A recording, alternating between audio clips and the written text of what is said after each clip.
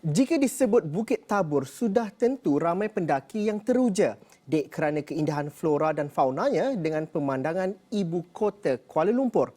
Namun hakikatnya, pemandangan yang indah itu kini makin suram apabila penduduk mendakwa berlaku kerja-kerja penolakan tanah. Ikuti laporan khas Bukit Tabur semakin berterabur.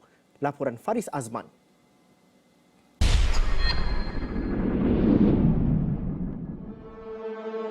Bukit Tabur setinggi 396 meter ini sudah tentu memberi cabaran kepada setiap pendaki. Keindahan flora dan fauna serta pemandangan di puncaknya menjadi kegilaan sang pendaki. Namun pemandangan itu kian menyakitkan mata dengan topokan tanah hutan yang digondolkan. Difahamkan pemilik tanah ingin membangunkan tanah terbabit yang berstatus pertanian. Saya bersama penduduk ke Bukit Tabur baru-baru ini bagi melihat lebih dekat apa yang didakwa mereka. Baru 12 minit pendakian, sudah terlihat kawasan tanah yang ditolak. Meskipun ianya tanah milik persendirian, namun persoalan bagi penduduk adalah adakah setiap kerja yang dijalankan mengikut prosedur ditetapkan Majlis Pembandaran Ampang Jaya. Mohan Satkunasinggam, Timbalan Pengurusi Persatuan Penduduk Taman Melawati menegaskan, ancaman seperti tanah runtuh amat dikhawatiri penduduk sekitar.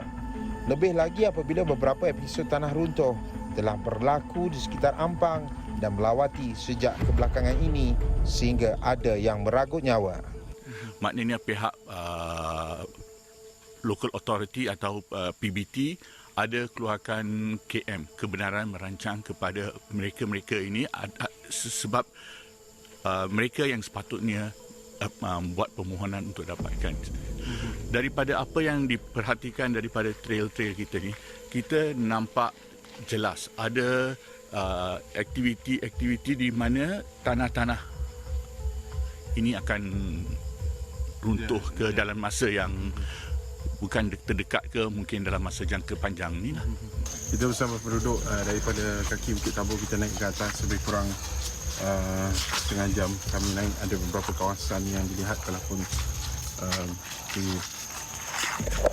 kita digondolkan kawasan persendirian, tapi kita akan ke atas ini untuk melihat bagaimana keadaan di sekitar masyarakat. Kami meneruskan perjalanan ke puncak Bukit Tabur Ekstra, iaitu salah satu puncak untuk pendaki berehat sebelum meneruskan pendakian mereka. Dari atas nampak macam bukit sana dah kena tarah bukit. Depan kita pun paling dekat belakang sebelah tasik. Boleh nampak kena orang kata macam ni kebun halal ke haram tak tahulah. Tapi nampak dah memang gondol lah. Gondol lah. Ada nampak mesin apa-apa ke excavator tu nampak? Tak nampak dah. Kiranya dah jalan dah projek tu. Bagi saya agak mengecewakan lah sikit sebab kami sebagai hiker nak nampak view hijau ke, tapi tengok ada lemak, ada coklat-coklat ni macam tak cantik lah.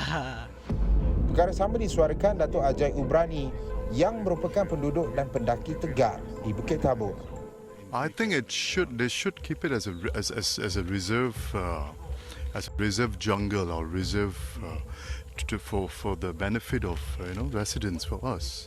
I mean, we need a place because the other part of Melawati and Kemensa, everything has been developed.